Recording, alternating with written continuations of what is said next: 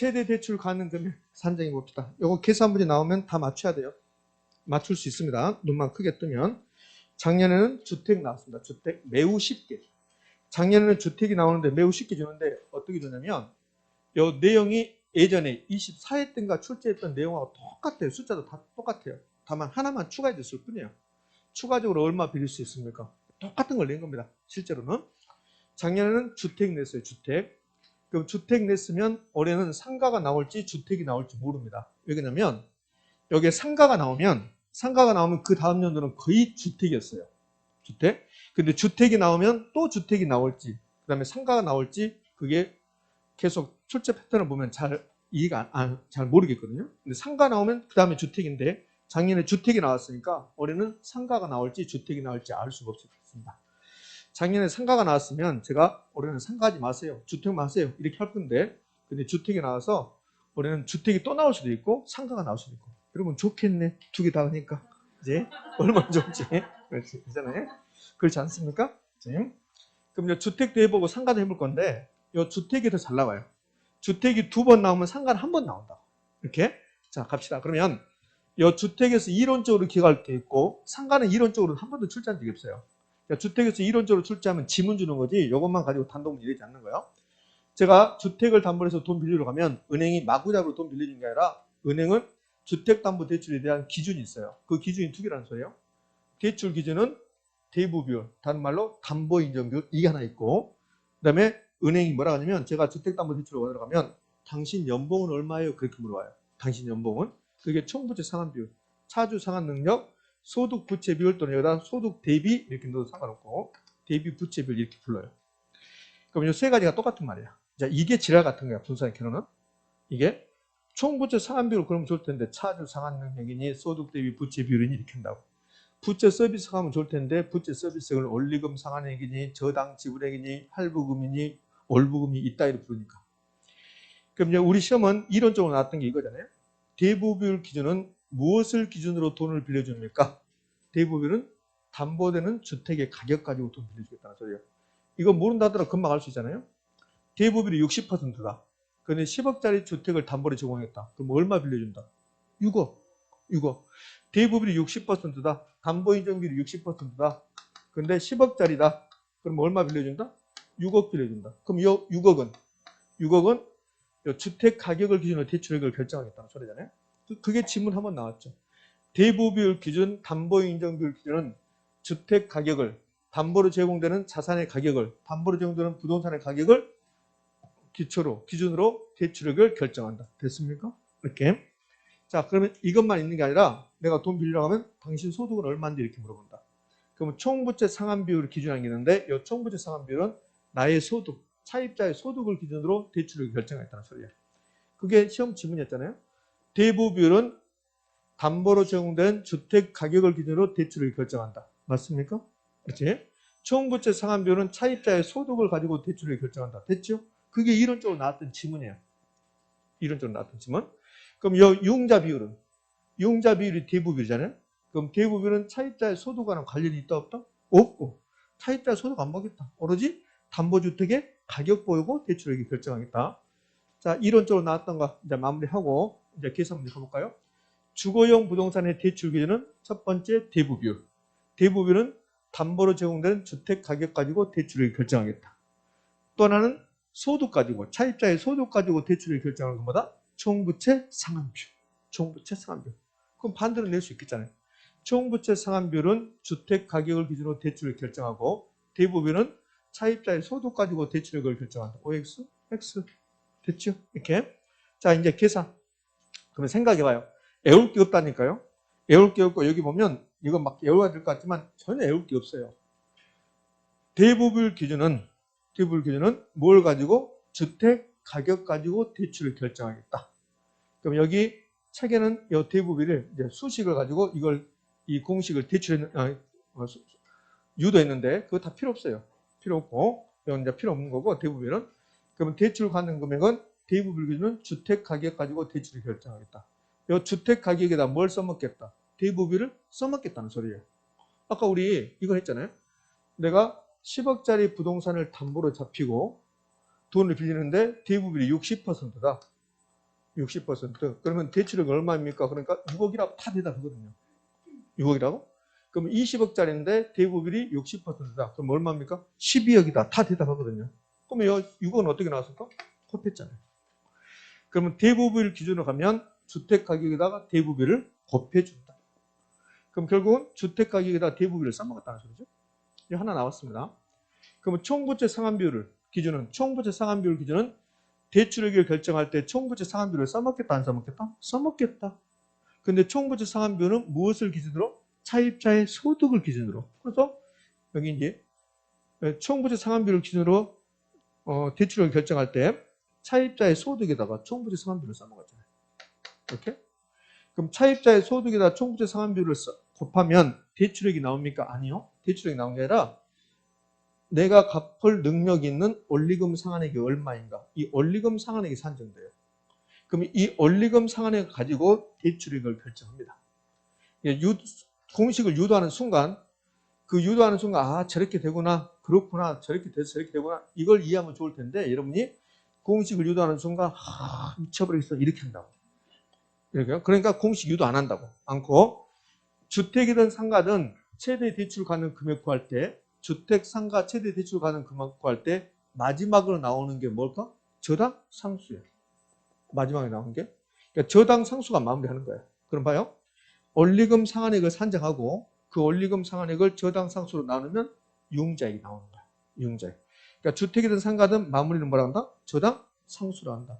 그럼 요 두 개를 묶으면 그러면 차입자의 소득 곱하기 총부채 상환비율 이 금액을 이게 지금 원리금 상환액이거든. 이 금액을 뭘로 나누면 저당 상수로 나눠버리면 그러면 총부채 상환비율 기준으로 했을 때 최대 대출 가능 금액이 된다는 소리예요.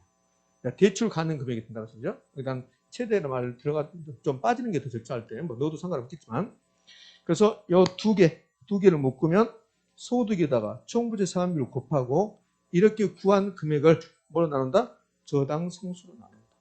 그러면 유흥자액이 하나 나올 것이다. 그럼 유흥자액이 두 개 나왔어. 두 개 나오면 두 개를 동시에 충족하는 조건은 큰 금액, 작은 금액, 작은 금액. 자, 주의할 거 하나 있어요. 주의할 거. 문제를 보다 보면 그러면 이제 문제에서 뭐라고 주어지냐면 기존 대출금, 원리금 상환액, 기존 대출금 이자가 얼마다 이렇게 나온다고. 그러면 이제 주택담보대출에서 총부채 상환비율은 소득 곱하기 총부채 상환비율 곱하기 저당 상수로 나누면 될 건데 근데 문제에서 기존 대출액이 있다. 근데 기존 대출이 1억이다 2억이다 그렇게 나온 게 아니라 기존 대출액의 원리금 상환액이 뭐 1,000만 원이다. 이자 비용이 1,200만 원이다. 그러면 이 공식으로 하면 답이 안 나와요. 이 공식으로 하면 답이 안 나오고 이 공식을 이용하지 말고 이제 이 위의 공식을 이용하는 게 좋아요. 좀 이따 이제 문제를 풀어볼게요. 여기서 설명하는 좀 그렇고 그러니까 주택담보대출에서 모든 문제를 이렇게 풀지 않는다. 기본은 이게 되는 거고 기본은 근데 이게서 요 세 개를 곱하고 나누는 게 아니라 요 위의 공식을 이용할 수 있다. 그러니까 원칙이 요 위에 거지 위에 거. 위에고 그다음에 특별한 사항이 없다면 밑에처럼 해도 되는데 특별한 사항이 있으면 요 위에 점해야 된다. 그래서 이제 문제를 풀다 보면 알아요. 자, 이 부분 좀 이따 이제 문제 풀면 다시 올 수 있습니다. 이게 최대 대출 가능액 뭐 주택인 경우입니다. 그럼 이제 상가로 봐야지. 상가로. 여기 보면 여기 지금 책에 있는 문제인데 요약정집에 있는 문제인데 요 뭐 어차피 좀 이따 문제 풀 거니까 요약정집 있는 것을 여러분 풀어보시라고. 자, 상가로 갑시다. 그럼 상가를 담보로 해서 돈 빌려 가면 은행이 무조건 돈 빌리는 게 아니죠. 주택에도 대출 기준이 있듯이 상가도 대출 기준이 있다 없다? 있겠죠. 그럼 상가도 대출 기준이 있는데 대부비율 기준. 주택이든 상가든 대부비율 기준이 있다. 그럼 대부비율 기준은 이번엔 상가니까 담보로 제공된 상가의 가격을 기준으로. 그럼 대출액은 상가 가격 곱하기 대부비율. 근데 여기서는 이제 대부비율 기준은 상가 가격을 기준으로 한다. 상가 가격, 상가의 시장 가치를 기준으로 한다. 그래서 이걸 시장 가치 기준 이렇게 불러요. 그럼 이걸로 상가는 대출액이 결정됩니까? 아니요. 또 하나 또 있습니다. 상가는 부채 감당률 기준을 있는 거야. 그러면 가장 쉽게 나오면 이렇게 나올 수 있다고. 상업용 부동산의 대출 기준은 대부비율하고 총부채 상환비율이다. OX? X. 총부채 상환비율은 상가의 대출 기준이 아니라 주택의 대출 기준이 된다. 그러면 상가분산의 대출 기준은 대부비라고 뭐다? 부채 감당률이다. 부채 감당률. 그 부채 감당률 기준은 결국은 부채 감당률은 뭘 가지고 대출을 결정하냐면 이 상가의 순영업 소득 가지고. 제가 주택을 담보로 해서 돈 빌려 왔습니다. 이 주택을 담보로 돈 빌려 가면 은행에서 뭐라 하냐면 사장님 연봉이 얼마인데 이렇게 물어본다고. 그게 총부채 상환 비율이에요. 그럼 내가 상가를 담보로 해서 돈 빌리러 갔는데 거기 은행 직원이 사장님 연봉이 얼마요? 그럼 제가 그러겠지. 저는 상가 빌리러 왔다니까요. 상가. 그러니까 사장님 연봉이 얼마요? 주택이 아니라 상가라니까요. 제가 그러겠지. 그럼 이제 대출 기준이 저보다 맞네요. 미안합니다. 저는 주택인 줄 알았습니다. 이렇게 하겠지. 그럼 상가인 경우는 나의 소득하고 상관없어요.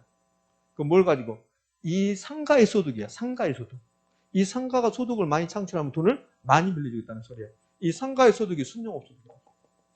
그럼 부채 감당률 기준은 상가의 상업용 분산에 뭘 가지고? 순영업 소득 가지고 대출을 결정하겠다는 소리예요. 순영업 소득은 현금 흐름에서 나왔죠. 가능 총수득부터 해서. 그래서 여기 부채 감당률 기준을 현금 수지 기준 이렇게 불러요. 그러니까 부채 감당률 기준은 결국 뭘 가지고 대출을 결정하겠다? 상가의 순영업 소득. 순영업 소득은 현금 수지죠. 그럼 부채 감당률 기준을 다른 말로 말한다? 현금 수지 기준 이렇게 부른다. 그러면 상가는 시장 가치 기준이 있고 현금 수지 기준이 있다. 이렇게 말할 수도 있겠네. 자, 그럼 이제 대출 이걸 결정해봐요. 부채 감당률 기준으로 대출 가능 금액을 산정해 봅시다. 그러면 이렇게 두 가지 이렇게 원리금 상환액 구하고 먼저 부채 서비스 구하고 마지막에 저당 상수로 나눠주는 거. 이렇게 두 단계를 할 수 있고 이 두 단계를 못 구면 이렇게 된다. 순영업 소득 나누기 부채 감당률. 이 금액의 마무리는 뭘로? 저당 상수로. 주택이든 상가든 마무리는 저당 상수로. 저당 상수랑 곱하는 나눈다? 나눈다. 그러면 끝난 거죠. 주택, 상가 다 끝났습니다. 자, 그럼 이제 돈을 빌렸습니다. 돈 빌리면 이제 갚아야 될 건데 이제 다 계속 할 수는 없으니까 이제 문제를 한번 풀어보죠. 문제를 풀어보도록 합시다. 여기 문제를 푸는데 문제 순서를 좀 바꿔볼까요? 문제 순서를 좀 바꿔봅시다. 문제를 순서를 제가 바꿔서 여기 이제 계산 문제를 먼저 해볼까요? 계산 문제가 나중에 들어가 있네. 자, 8번부터 한번 봅시다. 8번. 자, 8번이 우리가 지금 주택담보대출에서 최대 대출 가능 금액이 이제 8번입니다. 8번 문제를 보면 그러면 담보인정비로 나왔고 소득 대비 부채비로 나왔습니다. 자, 주택이잖아요. A주택의 담보평가 가격이 5억이다 이렇게 나왔습니다. 그럼 이 문제는 지금 주택인 경우에 최대 대출 가능 금액 그리고 갑이 대출 가능한 최대 금액 그렇습니다. 그 주택인 경우에 그럼 기계적으로 하시면 돼요. 그냥 기계적으로. 그럼 주택이니까 대부비율 기준 나오겠네. 대부비율 기준 또는 담보인정비율 기준. 이 대부비율은 어디에다가 주택 가격에다 써먹는 거죠. 그럼 융자액 하나 나올 수 있죠. 융자액은 주택 가격 곱하기 대부비율. 주택 가격은 얼마? 5. 곱하기 대부비율 담보인정비율 60번 0.0. 그럼 얼마까지? 3억까지. 자, 3억까지인데 은행 직원이 사장님 연봉이 얼마예요? 이렇게 물어본다고. 연봉이. 그게 소득 대비 부채 비율, 총부채 상환 비율이라고. 그럼 우리 소득 대비 부채 비율, 총부채 상환 비율은 쉽게 구하면 여기다 이제 총부채 상환 비율, 여기는 지금 소득 대비 부채 비율이 나왔지만 총부채 상환 비율 기준 이렇게 해봅시다. 이거는 이렇게 썼어요. 쉽게 하는 방법은 소득이 나오고 그다음에 총부채 상환 비율이 나오고 그다음에 마무리를 뭘로 하고 저당 상수로 하고 이렇게 그래서 곱하고 나누기 저당 상수로 나눴으니까 이렇게 하면 쉽게 나온다고 그랬습니다. 쉽게. 제가 그런데 이런 말 했어요. 이 문제에 이렇게 연간 이자가 얼마다 이렇게 나오면 이걸로 하지 말라고 했어요. 이렇게 나오면 이걸로 하지 말라. 만약에 이게 없으면 연간 이자 이렇게 없으면 이걸로 하면 돼요. 이걸로. 근데 이 이자가 얼마 나왔으면 이걸로 하면 답이 안 나온다. 그럼 이자가 얼마 나왔으면 이렇게 한 게 아니라 두 단계를 거쳐가는 거. 먼저 이걸로 해요. 이렇게. 그럼 이제 뭘 먼저 구해야 되냐면 요 이자가 나오는 순간 그러면 원리금 상환액을 먼저 구하는 거예요. 그럼 원리금 상환액. 그럼 원리금 상환액은 어떻게 구해집니까? 원리금 상환은 차입자의 소득 곱하기 총부채 상환 비율. 이렇게 되면 원리금 상환액이 계산됩니다. 나의 원리금 상환 능력이 계산되는 거예요. 그럼 나의 소득은 얼마일까? 나의 소득은 연간 6천만 원. 부럽다. 6천만 원이 되고 나는 2,730인데 나를 비난하십니까 지금? 예, 그러면서 내가 무슨 정치인인가? 그치? 나 2,730.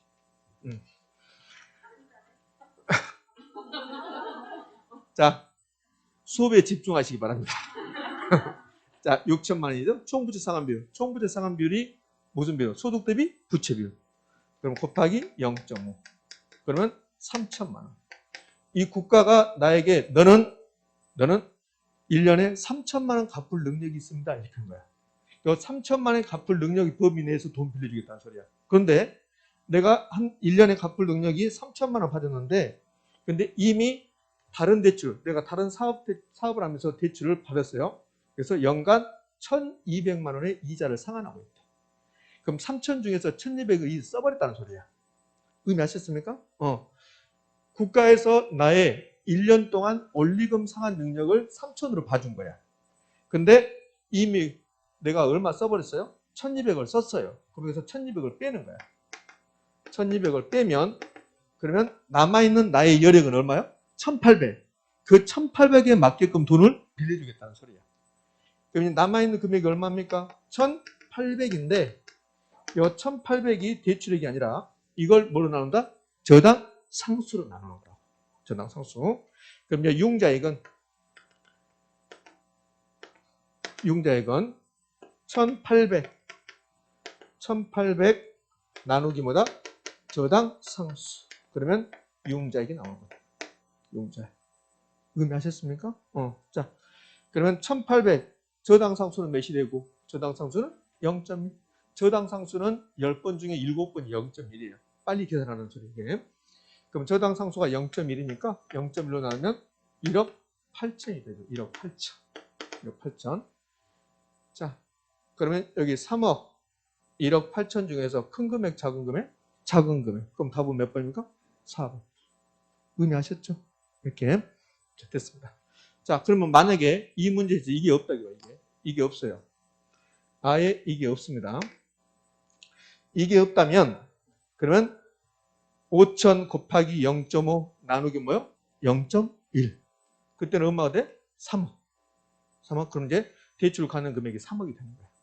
이해되셨습니까? 어떻게 하는지. 이렇게. 자, 이게 연간 이자 비용이 여기에 1,200 이게 안 나오고 이렇게 안 나오고 이렇게 나오는 거야. 뭐라고 나오냐면 기존 대출액이 기존 대출금이 1억이다. 대출금 1억이다. 이렇게 나오면 그냥 요거 세 개를 쓰는 거야. 소득, 총부채 상환 비율 바로 저당 상수로 나누는 거야. 그러면 3억 나오고 거기서 요 1억을 빼는 거라. 지금 어떻게 하는 줄 아시겠습니까? 예. 자, 됐어. 그러니까 여기 연간 이자가 얼마다? 연간 원리금 상환액이 얼마다? 그렇게 나왔을 때는 원리금 상환액 구하고 거기서 저기 해당되는 금액을 빼고 저당 상수로 나눈다는 거. 그러면 이제 봐요. 여기 총부채 상환 비율에서는 일단 이렇게 쓰는 거야. 소득, 그다음에 총부채 상환 비율 곱하고 마무리는 저당 상수 이렇게 하는데 만약에 저기에 원리금 상환액이 얼마다, 이자 비용이 얼마다 그런 말 없으면 그냥 이렇게 하는 거야. 이렇게. 그럼 이렇게 해서 일정한 금액이 나오겠죠? 그 금액에서 기존 대출금 있다고 그럼 빼버리면 될 것이고. 자, 근데 이게 아무것도 없다. 그냥 기존 대출금도 없고 연간 이자도 없다. 그러면 이렇게 그냥 하면 됩니다. 의미하셨죠? 그러니까 주의할 거 여기 연간 이자 상환이 얼마다? 원리금 상환액이 얼마다? 그러면 소득 곱하기 총부채 상환 비율에서 저기 써있는 금액 빼고 나서 전당상수로 나눈다. 이해됐습니까? 됐어. 이제 더 이상 할 수 없어. 난 더 이상 못해. 다음은 주어버릴 것 같아요. 자, 이제 계속 해볼게요. 이제 9번까지 해봅시다. 9번은 상가니까. 자, 9번 합시다. 상가.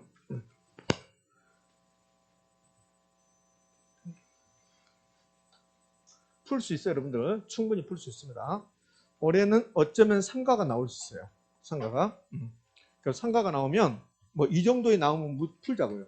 여기서 벗어나면 풀지 말고 어쩔 수 없으니까 여기서 벗어나면 잘 찍자. 그치? 여러분이 풀었던 문제 중에서 10번 문제가 나오면, 11번 문제가 나오면 오늘 풀었던 문제 11번 문제는 풀면 안 돼요. 이거는 찍자 이렇게 해야 돼. 찍자. 잘 찍자. 근데 잘 못 찍을 거예요. 답이 1번이라. 1번 찍는 사람 별로 없거든. 계산 문제 1번 찍는 사람 별로 없어. 2번 아니면 4번일 것 같은데 고민만 열심히 하고 고민했는데 답은 1번이야. 짜증 확 나지. 답도 아닌 것까지 고민하고 있었으니까. 그치? 자, 9번 갑시다. 9번은 이거는 이제 상가네, 상가. 그럼 상가든 뭐든 대부비율 기준 나오네. 상가든 주택이든 대부비율 기준 나오죠. 얘는 쉽잖아. 상가 가격에다 뭘 곱해주면 되니까. 상가 가격에다가 대부비율 곱해주면 되니까. 이용자액은 상가 가격은 얼마일까? 상가 가격은 7억이래. 곱하기 대부비율은 담보인정 비율은 50원 0.5. 그럼 3억 5천까지. 그럼 총부채 상환비율을 적용하지 않는다면, 아니, 부채 감당률, 요 부채 감당률 기준을 적용하지 않는다면 이 상가는 3억 5천까지 빌려준다는 소리야. 근데 은행에서 뭐라고 하냐면, 이제 우리 은행은 부채 감당률도 하나의 기준이 있습니다. 그런다고. 그래서 부채 감당률 기준이 나오죠. 부채 감당률 기준. 그 부채 감당률 기준은 뭘 가지고 대출을 결정하겠다? 순용업소득 가지고. 그러면 순용업소득이 나오고, 부채 감당률을 여기다 써먹고, 순용업소득에다가 부채 감당률을 써먹고, 그 다음에 마무리는 뭘로? 저당 상수로. 그래서 저당 상수로 써놓고, 저당 상수 써놓는데 의뢰권 여기다 곱한다. 그럼 틀려버리겠지. 저당 상수는 나눈다. 여기도 나눈다. 그래서 제가 순부저 그랬던 것 같은데, 순부저. 여기다 대입하시면 돼요. 그러면 순용업소득은 얼마일까? 순용업소득은 1억 2천이네. 1억 2천. 자, 나누기. 부채 감당률은 2 이상 되겠습니다. 2. 그러면 6천이죠? 나누기. 저당 상수는 0.2네. 6천을 0.2로 나누면, 그럼 이건 3억입니다. 3억. 그럼 두 개의 금액 중에서 큰 거, 작은 거? 작은 거. 3억인데 기존 대출금이 1억 있네요. 그럼 1억을 빼는 거죠. 1억 5천이네. 미안해요. 그걸 가지고 화낼 필요는 없잖아. 여러분의 마음을 제가 봤습니다. 조금만 틀려도 막 성의를 내는구만. 이렇게 1억 5천. 그럼 답은 1억 5천입니다. 답은 1억 5천. 이렇게. 됐습니까? 네, 그러네. 자, 여기서 이제 봐봐요. 여기서 문제를 이렇게 낸 적도 있어요. 어떻게 냈냐면, 여기 이제 이런 거 없어. 문제 바꿔볼게요. 자, 이거 없고, 여기서 그러면 이게 없으면 추가적으로 얼마나 없겠죠? 그러니까 여기까지만 주고 뭐라고 하냐면, 이렇게 줘요. 최대 대출 가능 금액이 얼마입니까? 이렇게 물어보는 게 아니라, 이 문제를 이제 여기 없는 상태에서 뭐라고 하냐면, 이렇게 물어봐. 시장 가치 기준은 얼마이고, 그 다음에 현금 수지 기준은 얼마입니까? 그런다고. 그러니까 이렇게 주면서, 자, 1번. 시장 가치 기준은 얼마까지 대출받을 수 있고, 그 다음에 현금 수지 기준은 얼마까지 대출받을 수 있습니까? 이렇게 물어봤다니까. 그럼 시장 가치 기준으로 얼마까지 빌릴 수 있고, 현금 수지 기준으로 얼마까지 빌릴 수 있습니까? 이렇게 물어봤단 말이에요. 그러면 시장 가치 기준으로 대출액을 결정해보고, 현금 수지 기준으로 대출액을 결정해 보십시오. 그 말이거든. 그럼 시장 가치 기준으로 대출을 결정해라. 그건 무슨 기준입니까? 대부분 기준이죠. 대부분 기준. 그러면 시장 가치 기준으로 간다면, 그러면 대출액은 얼마가 될까? 3억 5천이 되는 거고, 그 다음에 현금 수지로 기준으로 간다면 얼마일까? 3억이 되는 거. 이렇게 낸 적이 있단 말이에요. 이 자리를 주면서. 지금 이해됩니까? 이렇게. 자, 그래서 답은 이제 3번 되는 거예요. 이렇게 나와요. 3번. 이렇게. 그러니까 상가담보대출에서는 출제 패턴이 세 가지잖아요. 그냥 아무 이런 조건 안 주고 기존 대출금도 없다. 그런 상태에서 최대 대출 가능 금액 구해라. 그게 가장 깔끔하지. 그러면 이 두 가지 기준을 구해서 큰 금액, 작은 금액, 작은 금액. 그렇게 하면 되고, 또 하나는 기존 대출금을 주면서 추가적으로 가능한 금액 구해라. 그럼 기존 대출금 주면 기존 대출금 빼면 되는 거고, 그다음에는 기존 대출금 이런 거 없고 시장 가치 기준과 현금 수지 기준으로 각각 대출 가능 금액은 얼마씩인가 이렇게. 그럼 시장 가치 기준으로 구해라. 그럼 대부비율 기준으로 구하면 되고, 현금 수지 기준으로 구해라. 그럼 부채 감당률로 구하면 되고. 되셨죠? 이렇게 풀 수 있어야 돼요. 저는 풀 수 있다고 생각합니다. 여러분들은 충분히 풀 수 있다. 자, 고생하셨어요. 고생하셨고 쉬었다가 계속 문제 풀러 갈게요.